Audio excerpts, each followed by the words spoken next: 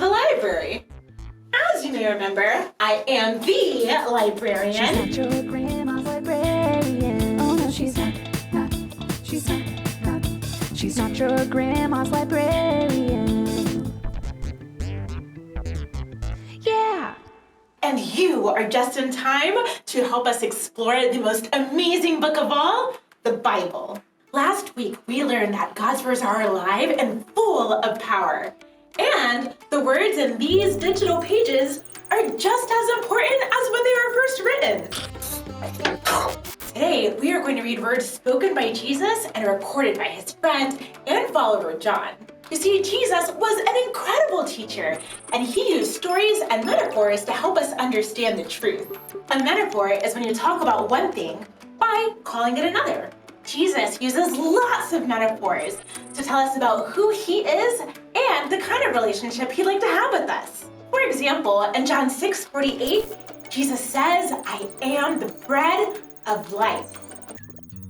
Ta-da! Junior librarian in training, reporting for duty.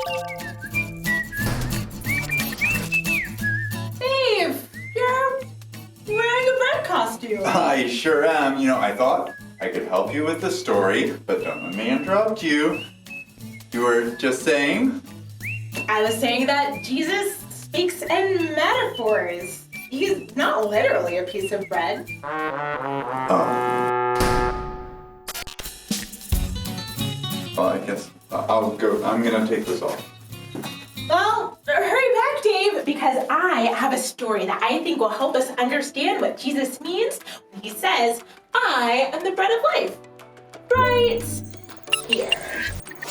Let's do this one. Hi guys, it's Tani here, and welcome to Table Talk with Tani, my new video series. Today's story is from the Bible. It's in Luke chapter 6. We are talking about how we can use what we have to help serve others. And that story is when Jesus fed the 5,000. Action. 5,000, that's a lot. That's like way more than how many fingers I have. So one day, Jesus and his disciples climbed up a mountain. Ain't no mountain high enough. And a huge crowd was following Jesus because, he's Jesus and that's kind of what people do. There were all these people and he was like, we should probably feed these people. And the disciples said, Jesus, where are we going to get that food? It's not like today where you can just pick up your phone and Chick-fil-A, Subway app, Starbucks app. So the disciples, they looked at Jesus and they said, we don't have any money to feed all these people. And so they looked around and they found a little boy who had 5 loaves of bread and 2 little fish. But how is this supposed to feed 5,000 people? I need more fingers! 10, 11, 12, 13, 14, you got 15. Even though what the boy had was very small, he offered it to Jesus. Jesus took it, gave thanks, and then they started passing it out and passing it out until everyone was full. Even after everyone had eaten, there were still 12 baskets left over. Hey, can you give me a to-go box? Yeah, just, a little doggy bag. And that is the amazing but true story about how Jesus fed over 5,000 people. It would have been easy for that little boy to think what he had wasn't good enough. But instead, he took what he had and offered it to Jesus. And Jesus did amazing things with it. That can serve as a great reminder for all of us. Okay, my friends, this is Tani. I'm signing off until next time, reminding you that dental hygiene is very important. No, just kidding. Reminding you that God loves you, so go out and love others. I think I can... I just love that story. Don't you, Dave? It was amazing, but let me guess.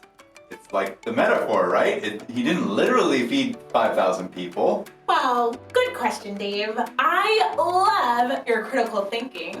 But some writers use hyperbole to make a point. Hyperbole is when you make something seem bigger than it is.